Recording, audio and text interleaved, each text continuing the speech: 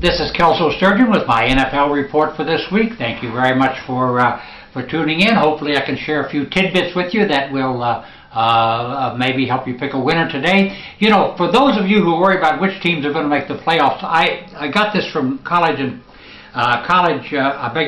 Pro Football Weekly, a very interesting statistic. Want to give them credit for it. You know, 29 teams since the year 2000, the 2000 season, 29 teams have been below the 500 mark this late into the season and still made the playoffs. So if your team is 3-4 or 4-5 or whatever, don't get too excited. 29 teams since the year 2000 were below 500 at this point in the season and still made the playoffs. That's just something to keep in mind. Now, you know, there's a lot of conversation about you know, who is the best team in the NFL. I'm kind of thinking it's the New York Giants. Can't knock the Atlanta Falcons, who are 7-0. The Houston Texans, no question, are the best team in the American Football Conference. The Chicago Bears are as dangerous as they can be. And the San Francisco 49ers, by the way, now stand alone as a 4-1 favorite to win the Super Bowl. And I certainly can't, you know, say that that's a wrong number. They're playing very well on both sides of the ball, and I like the way they come to play. They never ever show up and are not ready to, you know, to put the pedal to the metal from the get-go. While we're talking about, you know, the really good teams in the NFL, and there are many. I haven't discounted the Green Bay Packers. You know, they got off to a kind of a shaky start. New England, always dangerous. Many people think that the sleeper to win it all is the Denver Broncos, and that they'll start to emerge very shortly. I've dropped the Baltimore Ravens from those who will contend for the Super Bowl. They've just suffered terrible injuries on defense, and it certainly is going to hurt them. I just can't see them getting there. If I had to pick two teams to be in the Super Bowl today, change my mind a little bit, it would be the New York Giants and the Houston Texans, but that's just my opinion. Now, while we're talking about the good teams, let's say something about the bad teams. You know, it's been many years since I have seen a team as bad as the Kansas City Chiefs. Now, you know, one can go into all kinds of details, but I want you to consider something very, very important about the Chiefs. They have no quarterback. Neither Matt Castle or Brady Quinn can get the job done, so no quarterback that can do it. Unbelievably, they have a center who is having trouble snapping the ball. Now, if you have a quarterback that's marginal to start with, and you've got to guess whether the center can snap the ball, and by the way, he's responsible for 4 of the 25 turnovers that Kansas City has had this season. I won't name him. It's embarrassing enough to be in that spot. But the center himself has muffed 4 snaps that have been recovered by the other side. So no quarterback, no center, absolutely no coaching. Crennel is a good guy, there's no question about it, but he has been a loser since he became a head coach at Cleveland. He's been a loser at Kansas City. I just don't know how this guy can keep going. It just doesn't make any sense to me. Something needs to happen at Kansas City to turn this was a once proud franchise. You know, Kansas City used to have one of the strongest home field biases in all of football.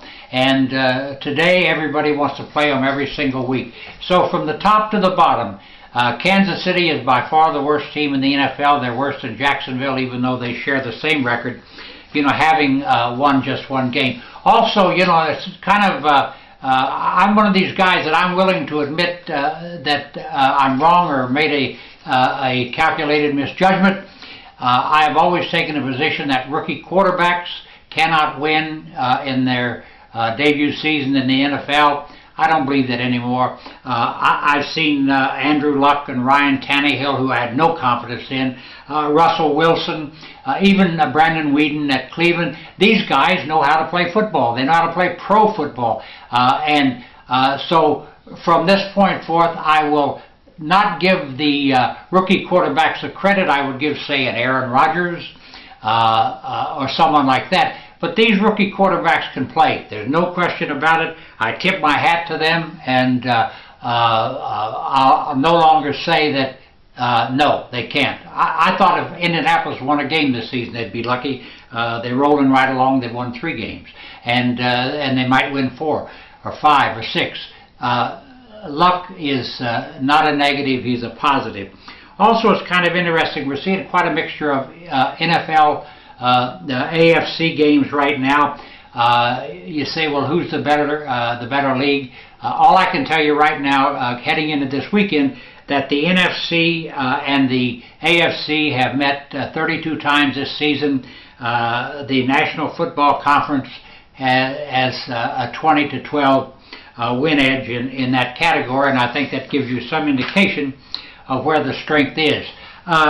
You know, in looking at this weekend's games, you know, let's talk a little bit about Atlanta and the Dallas Cowboys. You know, I have no confidence in the Cowboys, and that's not that they can't play well or that they don't have a good team. It's just, you know, you'll find some teams that just, Denver being one, they just find ways to win. Dallas finds ways to lose. I don't know what the problem is, but I have a strange feeling that it begins with the head coach, and who probably should never have the job to start with, and with the general manager who happens to own the team. So you've got a general manager who's not going to fire himself, and he's so invested in his coach that nothing good is going to happen there either. You know, and just one note I think is very important. Michael Vick will start again for Philadelphia at New Orleans, and I personally agree with the decision. You know, Vick has had a terrible football season so far. It's not that he hasn't played well at times, it's just that he's made mental mistakes that have been very, very costly. Andy Reid has chosen to stick with him, and I have a strange feeling that he will pick apart a very weak New Orleans defense today. Now, last but not least, you know, it's a big week in the NFL for me. Releasing today a 100-unit NFL blowout play, a team that I think will absolutely crush its opponent by 3 or 4 touchdowns, which is a giant margin in the NFL. Also releasing another winning 50-unit NFL game of the week. Been very solid in these games this season. And then for my Best Bet Club members, a 3-team package that's highlighted by the Cowboys at the Falcons game on Sunday night.